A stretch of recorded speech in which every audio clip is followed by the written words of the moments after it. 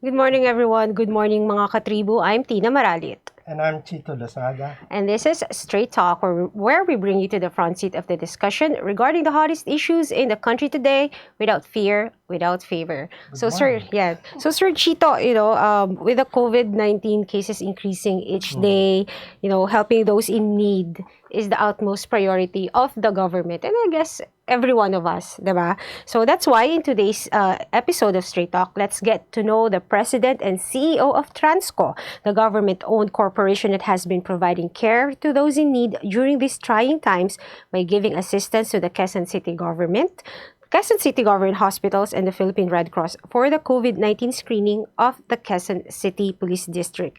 Friends, we introduce to you Attorney Melvin Matibag. Good morning, Attorney. Good morning, Attorney. Good morning, Chito, and good morning, Tina. And thank you for inviting me in your wonderful show. And good morning to all your followers. Magandang umaga po sa inyo. Attorney, most people are relieved. We're in the middle of summer and yung electricity supply has not faltered. To what do you attribute this? The pandemic? Everybody's inside their homes? Yeah. Medyo mahina po, Sir Chito, pero correct me if I get it wrong. So, you're referring to the electricity supply na medyo bumaba, no po? Yeah, and hindi despite that yung bumaba po, tuloy-tuloy pa rin po yung serbisyo. The price of the electricity, yun na po. Yung tuloy-tuloy pa rin po yung mga supply ng ating tuloy-tuloy po. So now we have a stable supply of electricity. So lalo na po actually ngayon siyempre the challenge always is during the summer, yung summer, mas malaki po kasi yung demand yan sa kuryente. Pero so far, I was informed and from what I know from Department of Energy, stable naman po yung supply natin. And rest assured that our household and our consumers will not experience long brownouts during this summer period, especially na meron po tayong pandemic. Tsaka, Sir Chito, Attorney, lalo na ngayon, di ba, yung mga imbaka ng ating vaccines, di ba, kailangan, kasi may certain temperature na kailangan lang yan and hindi po dapat napuputol yung supply ng kuryente niyan. That is correct. Did you initiate any special program to assure the electricity supply, Attorney? Sir Chito and Tina, we are from the transmission side because there are several segments in the power industry. Yan po yung distribution, yan po yung transmission, generation, andyan po, tapos yung supply po, the market. So ang ano po natin yan is nandun po kami sa transmission and from our end, we will make sure that our concessionaire NGCP will commit to its promise sa concession agreement namin na yung transmission po will not be a problem during this time of pandemic. And every time po, kailangan po yung transmission natin will always be stable dun po sa on-grid area po natin. Yeah, unlike before na at this time may problema na sa usually if not daily, weekly merong mga power outages. But now, tuloy-tuloy ang supply. Yeah, so ganoon naman po ngayon. But of course, we in the energy sector, under the leadership of Secretary Alfonso Pusi, we want to improve it more and we want to make sure that our consumers will get the best power supply na makuha nila, yung affordable and of course stable. Attorney, kanina sa intro, nabanggit nga natin that Transco is assisting the Philippine Red Cross and the QCPD regarding the government's coronavirus disease measures. Can you touch on this po, kahit konti lang po?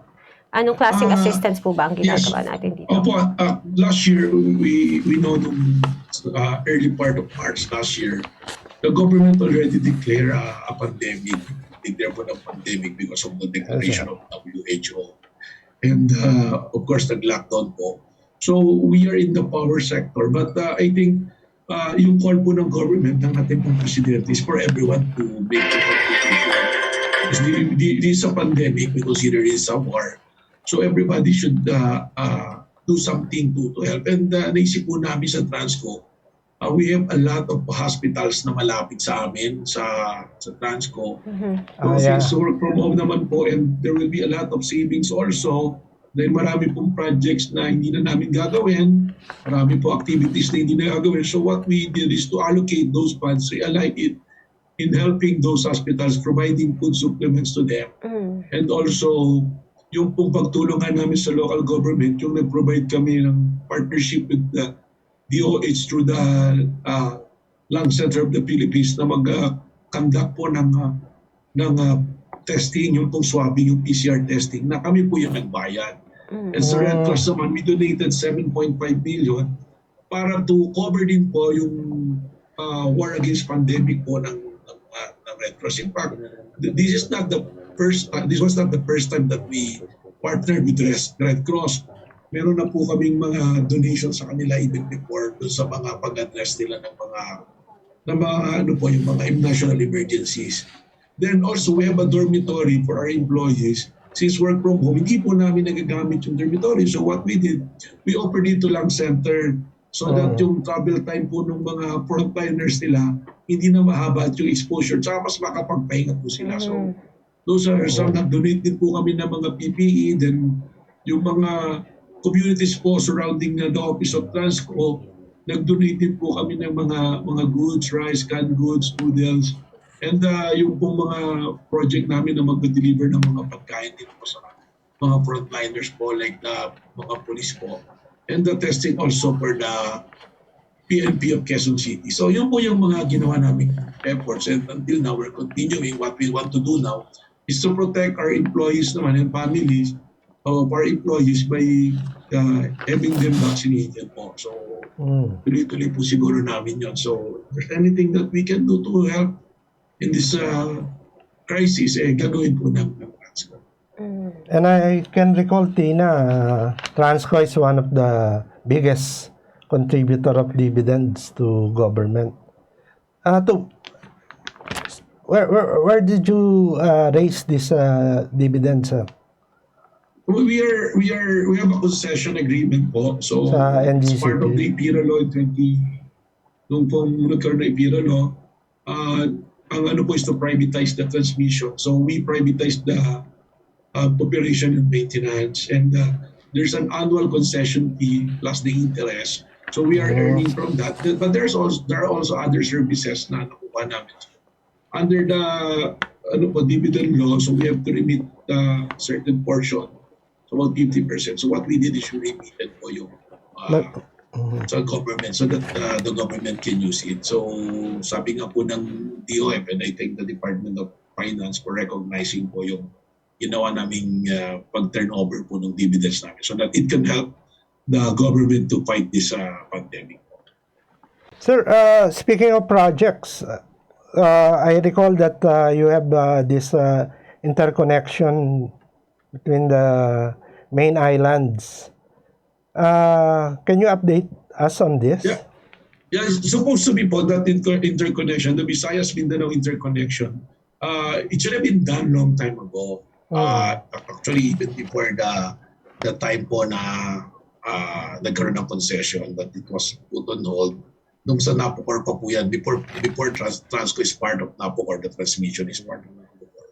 But when it was privatized, that's also the commitment of our concessionaire to do the Visayas-Mindanao interconnection.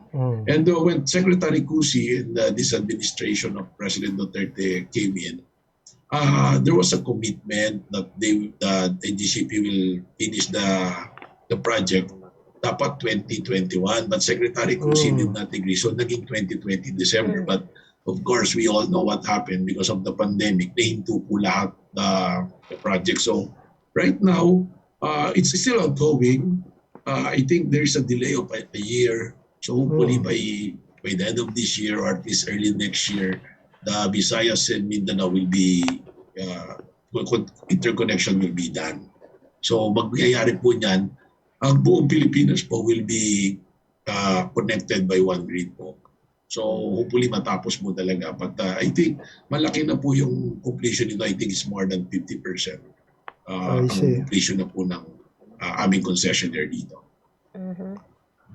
So sir, iba naman po tayo. So how is Transco addressing the unpaid billings to renewable energy developers under the FIT system? Yeah. Actually, when we assumed office in 2017, Secretary Alfonso Cusi made a direction to focus on addressing on all the challenges, and administering the renewable fit-all fund was among them. So I remember Secretary Cusi saying na let's approach this administration from the consumer's point of view. So when we arrived, ang laki po ng backlog. There is a backlog of about 7 billion pesos delay in payment. So we know that the developers, yung mga loan nila may delay, their interest to be paid. So we did everything, and we succeeded in 2018 and 2019 to catch up through our vigorous and active engagement with the ERC regulatory process. We even reached a surplus of more than 1 billion. That's practically all REP developers. As we speak now, they're all paid. Pero ito po, nag-COVID na naman, so the landscape radically changed as well. So we are projecting, but by the end of this month, kung hindi po ma-update ulit yung rate ng PIT-all, but there will be again a backlog. So recently, very timely, we had the first ever renewable PIT-all renewable energies forum. So we want to address kung ano yung dapat namin gawin. So we want to have a united voice together with the RE developers. But of course, conscious also of the consumers. Ayaw naman po natin na malaki yung magiging gastos pa sa consumer. So we are finding ways and solution to have the backlog and the delay in payments address. So may way forward po kami on April 14, magkakaroon po tomorrow, that will be tomorrow, a technical working group together with the RE developers to come up with solution that we will be united and present it to the regulatory body. But among others, meron pa po kaming pinaplano to go to Congress to probably ask the Congress for a legislation to have a PIT-all stabilization fund. Kasi yung pong delay doon sa pagbayad ng PIT, may interest po din yan, and the interest will be paid by the consumers. So hindi po rin eksakto na kung mababa yung rate, ay tama rin yun. Ang importante po rito, we have a stable fund for PIT-all so that hindi po maapektuhan yung mga developers. At the same time, the consumers will not be paying for the interest na ma-accumulate. Then also we will propose to DOE to top the RE funds, because under the law there is an RE funds. We will request DOE to start the implementation of the RE funds. They are empowered to do that under the EPIRA law. Then we are also looking at topping on the green fund, as they're called a green fund, the climate change fund for the development. So yun po yung mga steps na gusto namin gawin, and probably look into also to do sa corporate funds namin if we can somehow use it. Of course, if we will use it, it will entail also a little bit of interest. So yun po yung mga balak namin, but hopefully we will succeed, and it will be palatable both to the consumers and the developers. I can recall that the developed countries have developed a program for climate change projects or projects that will support climate change initiatives to be credited to the debts of poor countries. Will you be tapping on this program, sir? Does the government plan to? That's right. We are looking into that also. When we assume office, we had talks with the management of Green Fund and also with the IMF that they are willing to lend us on a zero interest, but there are conditions. So we will again look into that. Kasi kaya hindi po namin na natuloy yun because we were able to recover already and nagkaroon na nga kami ng buffer funds pa, so nabayaran na lahat. So we put it on hold. But right now, looking into this, probably that will be one of a long-term solution that Transco should be looking at. So ganun po namin yung kasama po yan. Yes, sir. Kasi if you go to Congress, that would be another form of subsidy, government subsidy, isn't it? Fit all development fund. Yeah, to a certain extent, but that will only yung ano po ba yan, the framework will be, it's like you were familiar with the oil stabilization fund, that it's Right, a fund that is there, it's reserved. So if there will be a problem, that's the only time that you will touch onto those funds po. So we're just looking on solutions that maybe yung technical working group namin will come out with a solution that we can present to ERC and to the government. So Sir Chits, attorney, kanina po nabanggit natin that one of the trusts talaga is to serve lahat ng Filipinos para may unhampered electricity supply. What about po, attorney, yung mga unserved households pa po? Like, may ginagawa po ba yung Transco and NAPOCOR to reach this around 30,000 unserved households? That's right. Yung pong electrification talaga is one of the mandate of National Electrification Administration. But of course, we in the energy sector, so we're like a family. We want to work together and help the government and help everyone and help the people to have the access to electricity. Matagal na po yan. It's a commitment that every household should be be electrified. So kami po ngayon in the transmission side, we want to help the island provinces. So very timely, last February 4, Secretary Cusi issued a department order mandating Transco to take care of the development of an interconnection of small island provinces and also the systems operation. So we are doing it already in Catanduan. We will be signing a memorandum of agreement probably next week with Catanduanes, Mindoro, Marinduque, and also eventually Mindoro and Palawan with the electric cooperative that we will do the intra-connection of small island grid. So 69 kV po to. In doing so, we will have a stable supply of energy in those provinces. So yung pag-system operator po din namin, we made a study and we know that the electricity will be a lot affordable, a lot cheaper compared to sa existing po ngayon. Kasi mostly ngayon po, the island provinces are powered by diesel. Fuel diesel po yan, so medyo mahal po. Yes. So that's what we do. So with Transco po, we'll do that. In Palawan actually, let me share this. Kami po yung Transco po yung gumawa ng Palawan Power Development Plan. So nandoon po yung commitment namin to provide electricity in every household, especially in the island provinces. And not only to provide electricity in every household, kasi magaganda po ng mga island dyan eh. So we have infrastructure, but the problem is a stable electricity. So hindi rin po pupuntahan. So in order to promote tourism and even economic development or paglagay po tayo dyan ng mga eco-zones, so we need the electricity na stable and affordable. So Transco will be doing that by doing the interconnection and intraconnection of the power grids and the systems operation.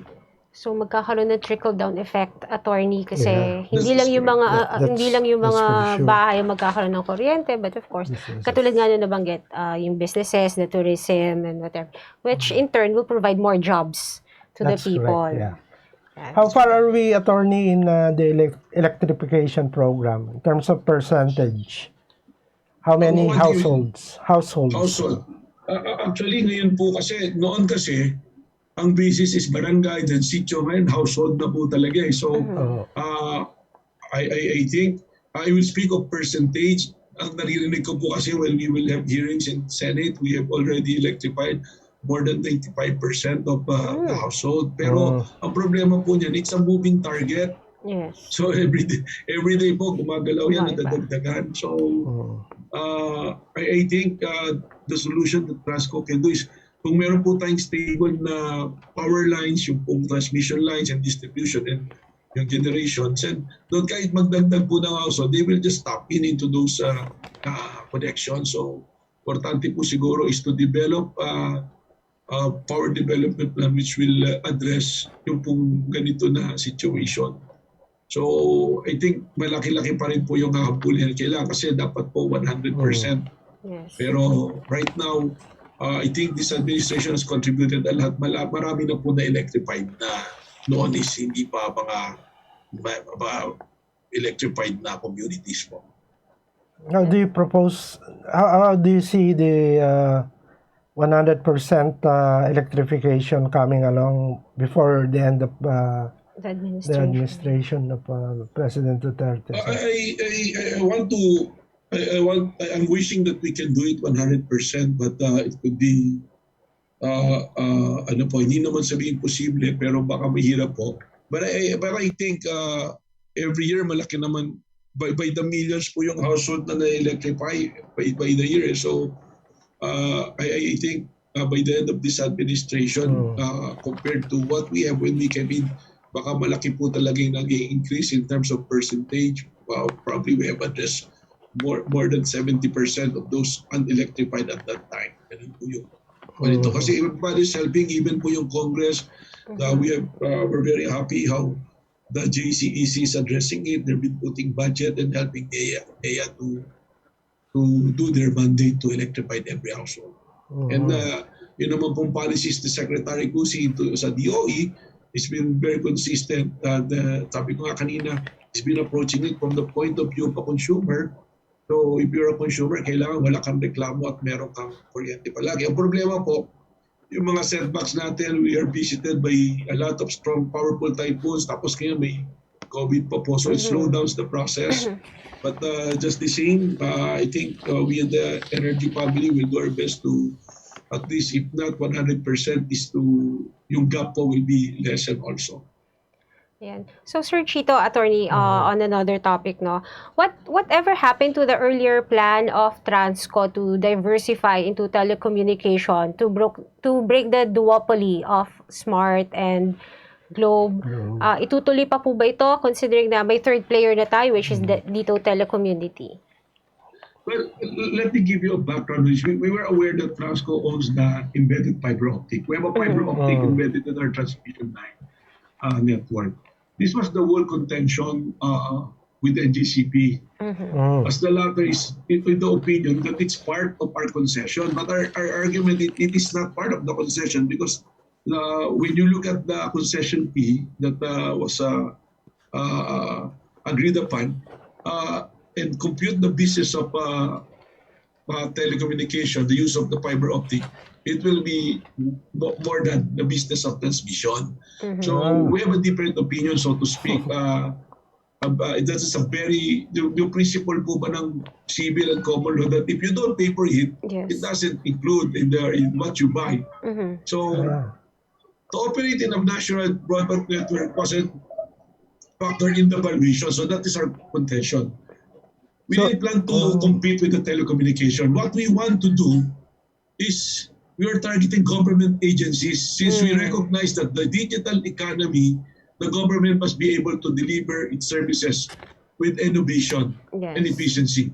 Take, for example, the Department of Education. We wanted to be the technology that will support public education network. Recent survey shows that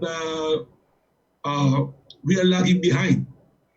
Yung mga school po natin is yung IQ level is compared to other ASEAN neighbors mababa po, and we are ranking very low, especially in math and science. So you can just imagine if we were able to connect every schools globally, then we can compete.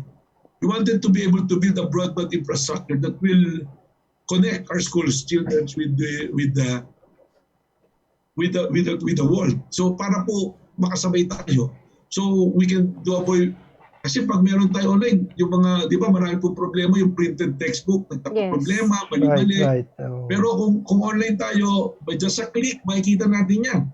So going back to the question of Ms. Tina, we don't want to compete actually with the duopoly, and now andyan na yung dito. So those business, kami po in Transco, we own it, tayong may-ari, it's available. Yes. So why don't we make use of it for the basic services of the government, and then just citing the example of education. Yeah. So kung tayo po online, lalo na ho ngayon, di ba, the challenge is Yes. tayo ngayon, we're doing it online. We're supposed to be in your studio and doing it live, but now we're doing it online. Yes. So yung mga school po, they're doing it online.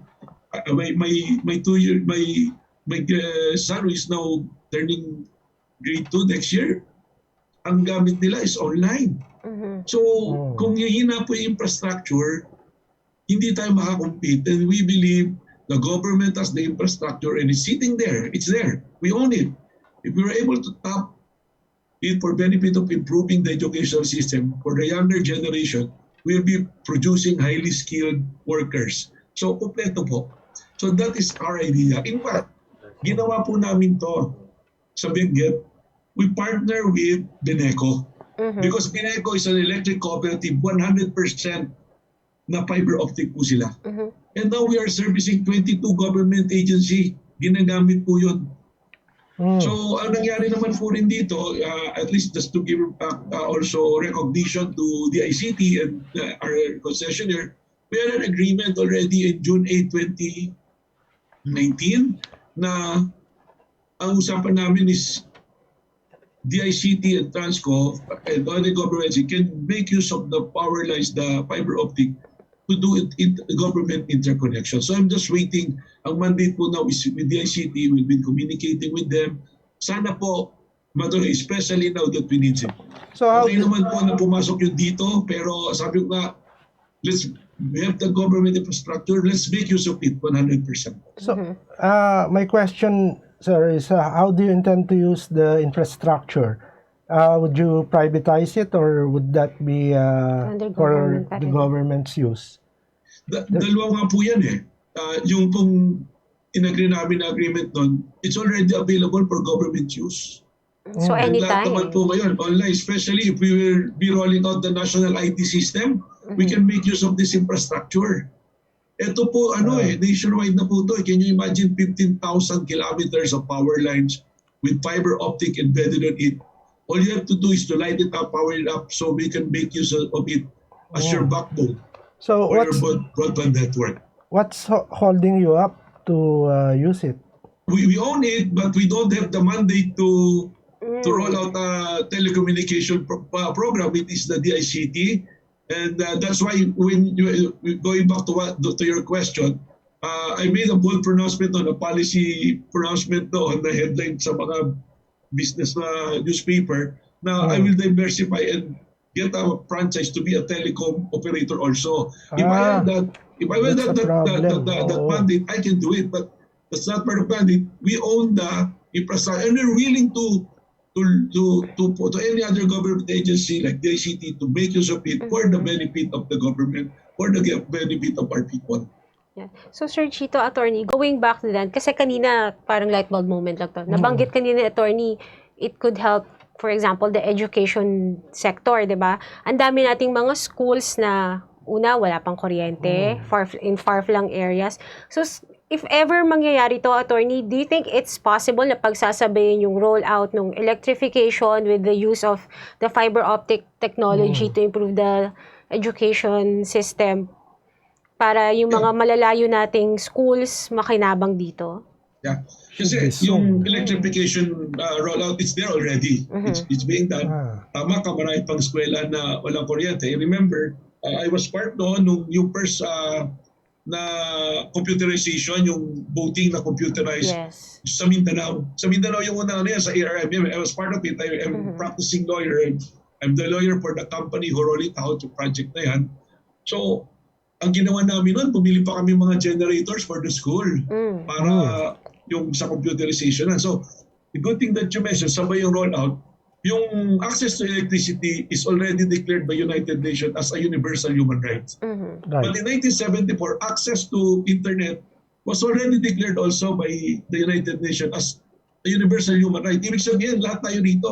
Lahat tayo, pagka dininay tayo ng right to access to to internet, that is a violation of our basic human rights.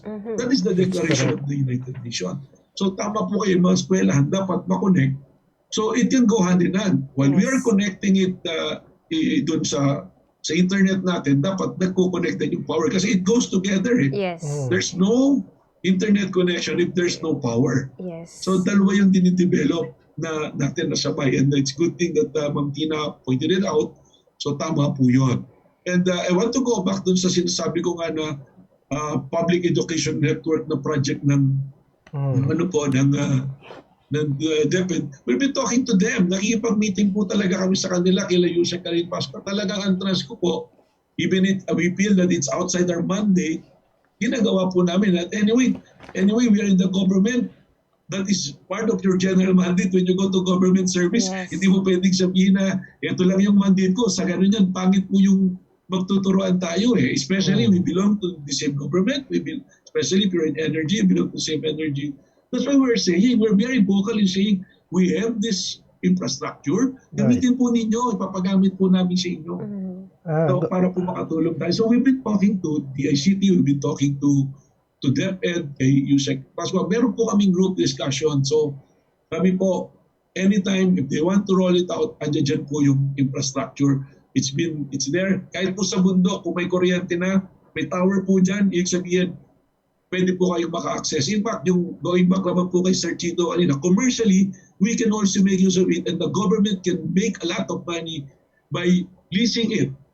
Or by partnering with a company. Alam niyo po, hindi na nga mahirapan sana yung third player, even fourth player, because itong fiber optic natin it's composed of 32 cores. And you just need one or two for you to give internet availability po sa mga household. So ano dyan po? And the towers, in fact, yung towers naman po ng Transco, it's being used already noon by Globe and Smart. We have co-location agreement na naglalagay po sila ng mga boosters nilang signals doon. So, I'm saying this because it's just to prove na the infrastructure is there. Yes. And ang tawag ko nga po sa Transco is a crown jewel. It's a sleeping asset. Nandiyan po yung technology. Can you imagine Transco? Andiyan na yung kuryente, transmission, and nandiyan din pwede rin gamitin for internet. Yes. So, that's what I'm saying, and I know marami naman na pong nakarinig. Every hearing namin with JCEC, I will mention it and call the attention of whoever want to make use of our facilities. Nandiyan lang po yan. It's not only towers, pati po lupa yan. Can you imagine 15,000 kilometers nationwide na may lupa? That's the land. We're not yet talking of yung width niya, yung size po niya. Yes. Going back to NGCP, sir, is there an intention of the company to use the broadband infrastructure for their use that you didn't allow? Ganito po, no? When I came in, isang nga po yan sa medyo na pagtalunan namin, no? Because what I'm saying, going back to what I said earlier, it's not part of the concession because basic yan sa commercial and civil law. If you did not pay for it, hindi kasama sa binilim yan.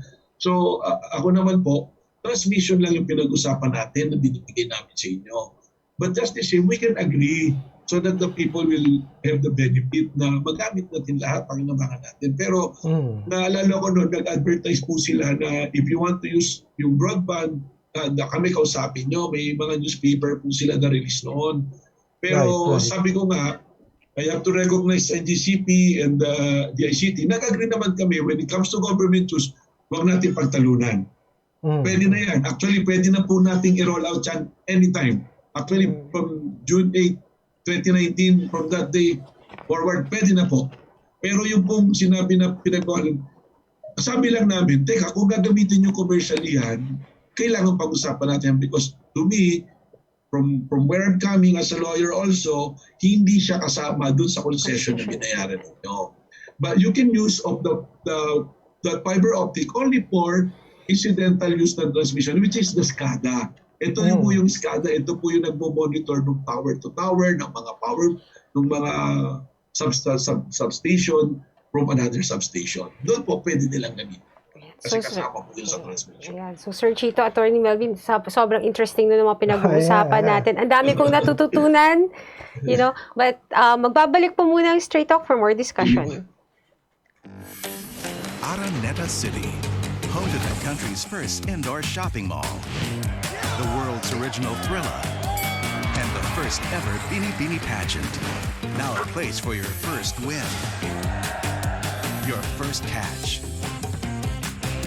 your first home, your first big break,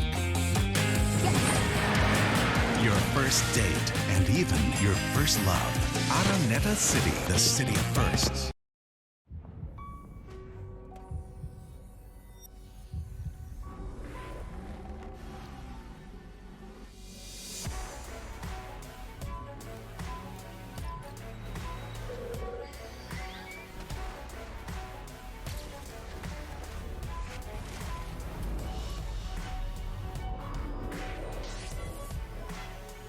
Montero Sport. Elevate your journey. Drive your ambition.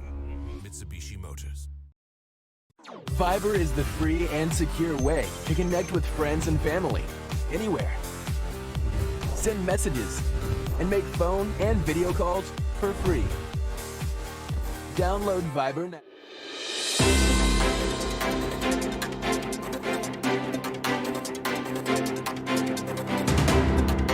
And you're back here with Straight Talk with our special guest, Transco CEO, Attorney Melvin Matibag. So Sir let's Chito, continue. yes, with our interesting discussion. Yeah. When we were off there, you were talking about the government's intention to still use the fiber optic network despite an arbitration process. So, will the rollout start regarding the rollout of telecommunication facilities for the broadband project? Again, ang kwento nga po, on the part of Transco, we've been saying, we have the facilities, we have the infrastructure, you use it. Gamitin ninyo. So we're waiting. Maybe itong ano po natin na it's also wake-up call sa akin to renew yung pong aming mga talks sa DICT and other agencies na maaaring gumamit. Sabi ko nga po, it's been done already. We did it in Benguet, in Beneco.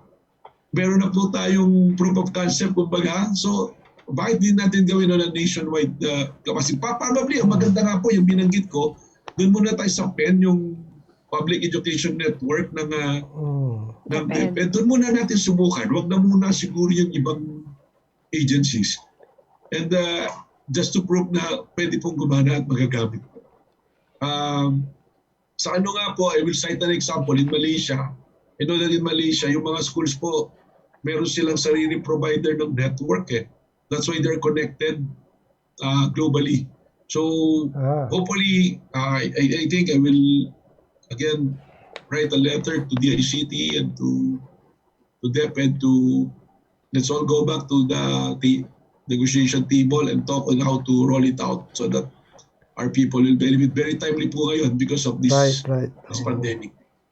So, Attorney, kanina pa natin nababanggit yung NGCP, no, Sir Chito. The agency previously said na yung dispute with Transco delayed its IPO listing. NGCP said it would be irresponsible for them to proceed with its IPO if its concession was publicly threatened. Now that NGCP is already moving forward with its listing, does this mean that the previous dispute has been settled? No. Now the NGCP is already moving forward with the listing. Does this mean that your previous dispute with them? So your question, the dispute is still in SEAC, no? It's in Singapore International Arbitration Center. So, but I think they were ordered by ERC to do the IPO already. Actually, based on their franchise, which is the Republic at 7511, they have 10 years from the approval of their franchise to do an IPO. So yung 10 years na yun already lapsed last January 19, 2019, 2 years na po. So file sila ng ganun, sabi nila irresponsible for them. Pero from our point of view, yun naman pong IPO, kailangan lang transparent ka eh. So you just indicate that we have a legal dispute without discussing the details. So sabihin yan, buyers beware. Kung ikaw, you still buy on the shares, you're being informed, wala pong responsibility roon. But just the same, there's an order already to do the IPO. So okay naman po yan. It will benefit the public. Kasi magkakaroon po ng public participation, magkakaroon po tayo ng government participation because right now, 100% private po yung NGCP and alam niyo po ang transmission is critical facility, should be considered a critical facility that should be embedded with a lot of government control also and government intervention.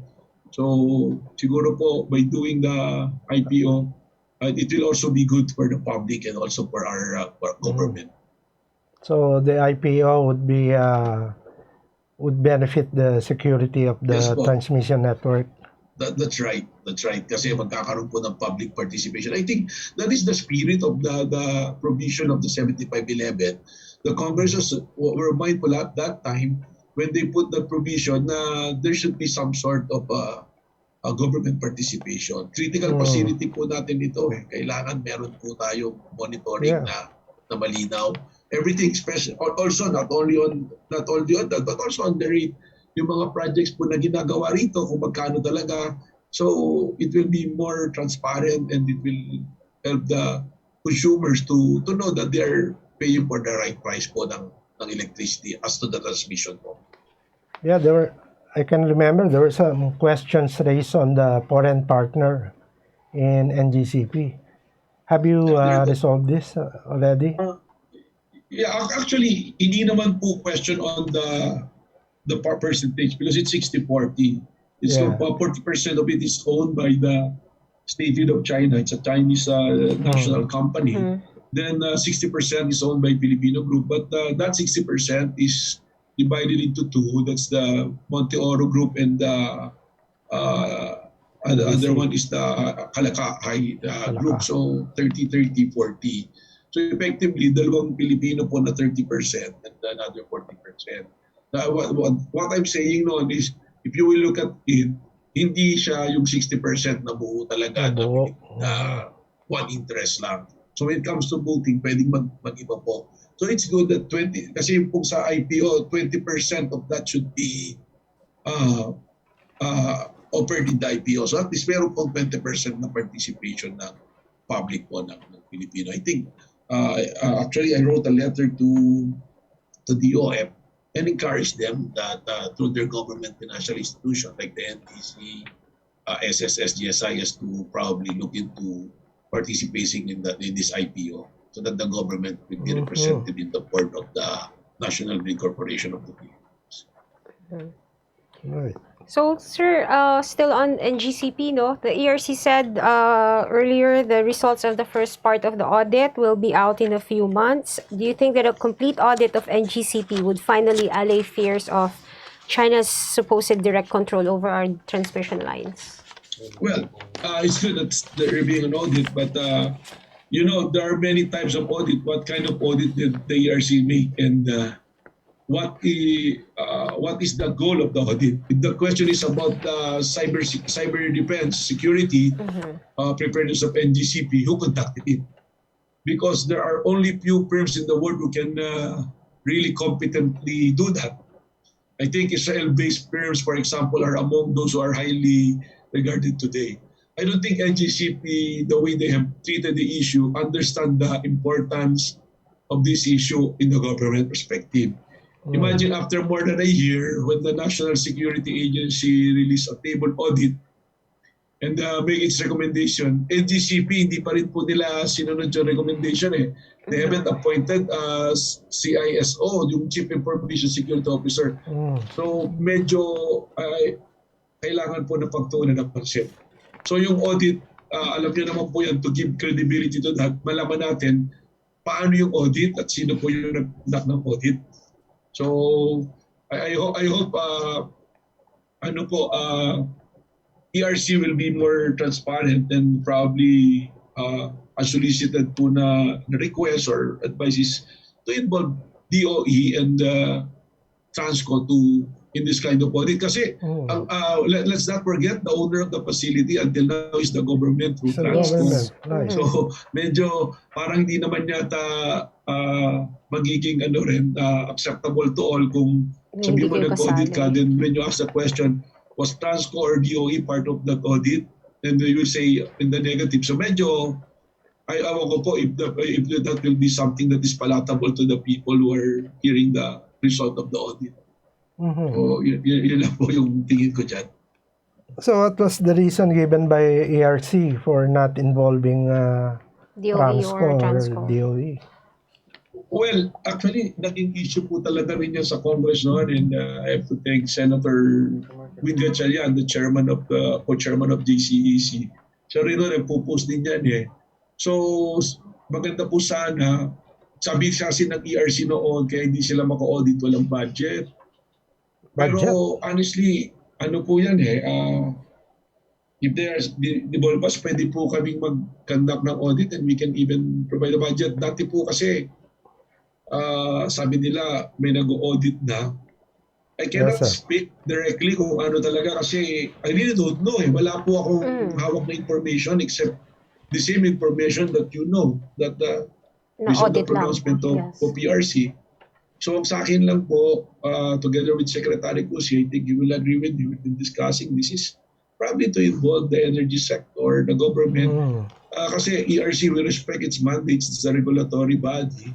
Pero baka when it comes po doon sa audit ng facilities and all for the fixing ng rate and all, pwede. Pero po sa cyber defense, I don't know kung paano po nila gagawin yan. And during the hearing po sa Senate, there was already an admission by the President of NGCP noon na every day merong mga attack po, cyber attack doon sa facilities, sa system. So, medyo delikado po yan. And it's been done in other countries, nangyari na po yan.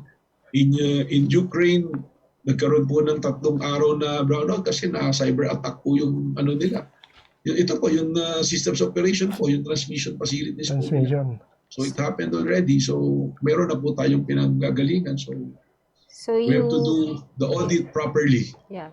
So ibig sabihin, attorney, andun yung possibility talaga that our power system or our power grid can be remotely shut down by outside entities, outside forces. Ano po, I will stick to that position of mine. Kasi kahit naman po kayo, I think you will agree with that. I'm not saying nagagawin nila. But it's a What I'm saying possibility, is there is the possibility. Yes. Remote naman na po. Kasi yung skado po, it's being done remotely. Ibig sabihin, it can be done even as we speak now. If it's already programmed in your tablet or laptop or your cell phone, you can do it remotely.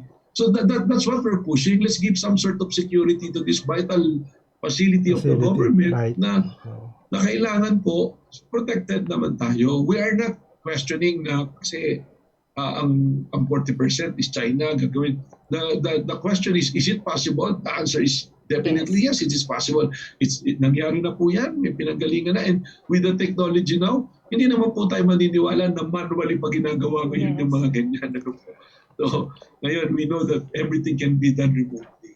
So ibig sabihin, attorney, apart from the DOE and Transco, siguro, sa tingin mo, dapat ma-involve din, Sir Chito, like other agencies like the ICT and perhaps maybe our military then siguro because of their intel and That's correct po. That's correct. In fact, that was the suggestion of Senator Win Gatchalian during our hearing. That was the hearing was, I think, that was a year ago. 2020 po. Yeah. Nahinto po yan because of the pandemic. So hindi na po na-follow up yung sa hearing namin. But there was a report from NSA that they did a table audit. Magkaiba po yung table audit sa sabing audit, yes. Opo. How long is the concession agreement? Until when? So the concession agreement is 25 years. It started 2009. So we have until 2034. Yung concession po niya. 34. So how many years more? Mababa po. 13 years more. Lord, ano pong tanong mo, Sir Chito? Ang dami ko natututunan. So, di ba? Kanina I was apprehensive. Sabi ko, ano kayang maitatanong ko kay attorney? But as the discussion went along, sabi ko, oo nga, no? Ang daming realizations, ang daming As attorney said that the electricity grid is the crown jewel. It's a crown jewel of That's the right. Opo government. Kasi if pag na-shutdown yan, wala, everything comes to a screeching halt, attorney, di ba? And Opo. and I take it as can mean a good source of government revenues. That's Kasi right. Very strong source of government revenue. Alam nyo naman po, ang kita sa telco, napakalaki. So, can you just imagine, kahit na lang nga po nadala yung shares, kahit na sabihin na ng government, At least have a dent, no, attorney? konti na lang kasi anyway, will provide the internet to missionary areas. So, okay na rin. Kasi ako naman po, I understand yung mga Globe, Smart, and even dito because they will approach their yung management nila from the point of view na kailangan may revenue. Yes. Kasi mandate naman po nila, they're a private corporation, they have to make money. So hindi naman po natin sila pwedeng obligahin na to go to the missionary areas, to those areas na, kaya nga po may government It's the government who will go there. Yung gobyerno po yung pupunta dyan para magbigay ng service. But of course, no one will prevent us from partnering from these companies. Sige, sabihin natin, let's talk to Globe, Smart, and dito. O sige, gamitin nyo na yung facilities ng Transco, payag kami, pero this is the deal. For these areas, kamitan ninyo. Hindi kami magsisingil. O for this area, ganito lang yung singil. So there's a way, just all you have to do is let's sit down and talk and look for ways to make it work. Because we have the infrastructure. The government has the biggest infrastructure in terms of telecommunication. And I guess sir, and I guess when that happens, yung singil, 'di ba, sa data sa internet, it would go down drastically kasi nga Pilipinas isa sa pinakamataas ang singil, but pinakababagal. 'Di ba, sir? Opo, totoo po yan. Yeah. Tsaka sa totoo lang po, you will look at the numbers, I have the numbers, it's less than 50% po yung served areas. And sabi ko nga, I will not blame Globe Smart and dito as well, na they will focus on the areas na nagbabayad. Even in GCP, I will not blame them na isipin nila kita kasi those are private entities. Yes. Ang ano nila is to make money. We are the government, ang mandate naman natin is of course to provide services to everybody, especially to those areas na kailangan ng tulong, ng areas na kailangan natin bigyan ng. So I think you just have to find a common ground, just level our expectation. O sige, pagtulungan natin. We have the facilities nationwide to. Attorney, yung ano ba yung fiber optic network, inherent yun doon sa electricity grid? I mean, when sinet up yung electricity grid, nandun na yung ano? Yeah. Ano po yan, nag-improve na po na nag-improve Pero kailangan po kasi yung fiber optic because sinabi ko po kanina yung SCADA. The SCADA is the one that's communicating from one tower to another. Diyan po monitor kung may problema. From one substation to another substation to the control center. Para po sila yung data center na traffic Ito, kulang yung kuryente, magpadala ka ng kuryente. O pag-overload dito, kailangan ganito gawin natin. Kaya ito, what I'm explaining now is also will bolster the position na everything is being done remotely already. Hindi na po ito manual na mano-mano. So embedded po siya, nasa transmission siya because that is needed for the SCADA. For the efficient really, management ng transmission. There's no reason pala for another broadband project like what was proposed previously. Meron na palang itatap na lang talaga. Ito, if you recall, naalala niyo po yung ZTE noon. Yes. Yeah, right. Ito po yung gagamitin na backbone. This is a backbone that will be used. Which is a good intention. Let's not talk about anything sa ZTE.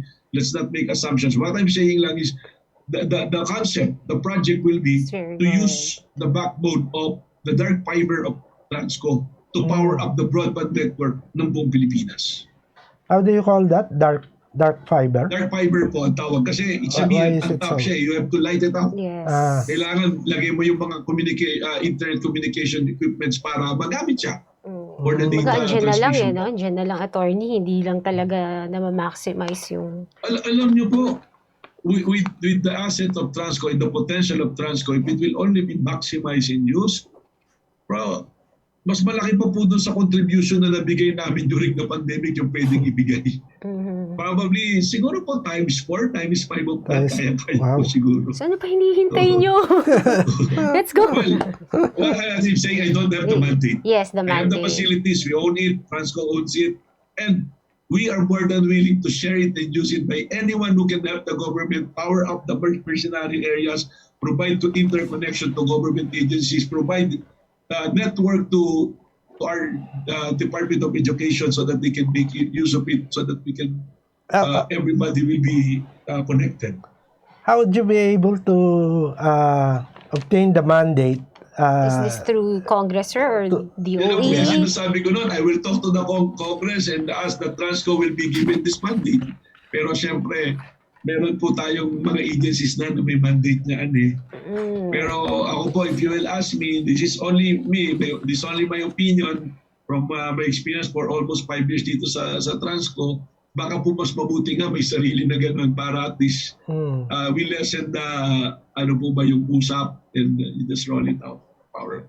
That would Magkaroon mean po ng empower natin yung agency po. would that mean an amendment to the IPIRA law? Hindi naman po, to a certain extent there will be an amendment, but it's just probably maiksi lang po siguro na Insertion batas yan, na- RA saying na Transco, apart from the mandate was given to you by the IPIRA law, this is in addition to your mandate. Recognizing the potential of Transco, recognizing the assets, ito yung pwede nyo gawin. Yes, So- Sir Cheats, may question ka pa for Attorney Melvin? Yeah, I have a lot of questions. Alright. But before that, Sir Chito, ipunin muna natin yung karagdagang questions natin for Attorney Melvin Matibag. Magbabalik po ulit ang Straight Talk after this short break. Magsha-shopping na lang ako! Hashtag 143SM. Call to deliver. Hello, can I get the following? One pink chair, bed sheets, na pink yung sofa, tapos slides, size 8, pajamas na blue.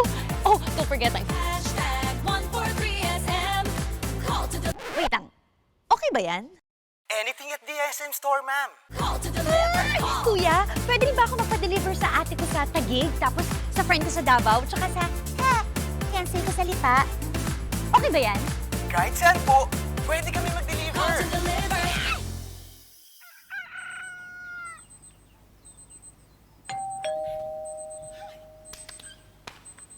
Call. Hashtag 143SM. Call to deliver. Hashtag 143SM. Call to deliver. Call. Hashtag 143SM. Hashtag 143SM. Call to deliver. Call na rin kayo. Call to deliver. Good morning, sir. How may I help you? Bakit kailangan ko pang pumunta sa bangko? Oo nga naman, sir. Ba't kailangan pang pumunta sa bangko? Why not get a UB app so you can do all these without going to the bank? Bank the way you live. Union Bank.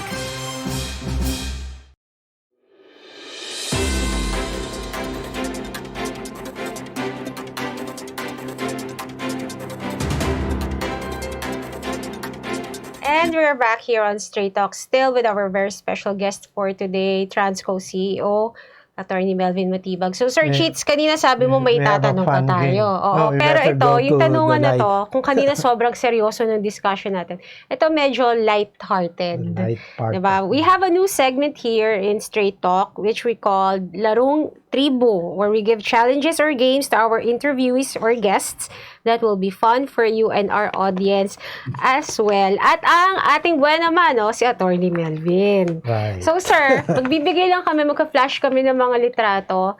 Tapos, yung unang word na papasok sa utak mo, yun ang i-describe mo. Sige. Walang explanation, no, nothing. Basta ano lang. One word will do it. One word will do. Tingnan natin kung ano magiging reaction ng attorney. Okay. First photo, please. Asa na? Yung first Essential. photo. Oh, tama. Oh, dahil sinabi na ni attorney, tapos na Very debate, appropriate. essential yan. Okay, next photo. Kinakailangan. Tama. Lalo na sa panahon ngayon. Okay, next. alma mater. Kala ko essential din. Medyo medyo gusto lang umano ng aking Tomasian heart. Dalawa lang. Next photo. No, Tina, I'm from UST ng college, ha? But Ay, talaga, sir. Ano kaya college mo sa pala UST? I'm sorry. Arts and Letters ako. Oh, pareho tayo. Philosophy ako. Oh, journal naman ako, sir. So, yun naman pala. At least kahit paano ghost rin si sir. Okay, then. Magka-batch ba kayo? Baka mas nauna ako. Ayan, okay. Next photo. Heroes. Agree. Next photo. Sir, ano ba to? Source of news to eh. At na, without fear or favor eh. Actually, that's my favorite. Ay, wow. Pumapalakpak that. naman yung tenga namin. Thank you, sir. That's true. Thank you so much. Coming from you, sir, it's a very big thing for us. Okay, next photo, please. Next picture. Next week yun na lang daw. Okay, no, sabi nga, no explanations, no nothing. Okay, next. Okay. Pambansang kabao. Ayan. Okay, next. Bansang kamao. Strong. Strong. Ayan. So, okay na, Atty. Makakahinga ka na. Wala na tayo isusunod. So, sir, so, Atty. Melvin, before we end today's episode, your final message to our kababayan, to our viewers po. Yeah. First of all, Tina and Chito, thank you very much. It was fun being your guest here. And my message to your listeners, to our Filipino people, sa energy po, I encourage everyone to be always on the lookout. I mean, let us know kung ano po yung nararamdaman at problema ninyo sa energy sector so that we can do our thing na magawa po namin ng tama according to what you need and what are your wishes. But especially po ngayon, may message for everybody to take yung pong mga ating pong health protocols, basic health protocols. Mag-ingat po tayo. Let's all be safe and healthy. And let us not forget to pray every day so that this pandemic will end. And of course, it will not hurt to give to be generous and to be a little loving to our neighbors, especially to maraming salamat. Okay, maraming salamat po again. Once again, ladies and gentlemen, Transco President and CEO Attorney Melvin Matibag. So once again, I'm Ina Maradit. And I'm Chito Losada. Join us again next time here on Straight Talk. Have a good day. Thank you.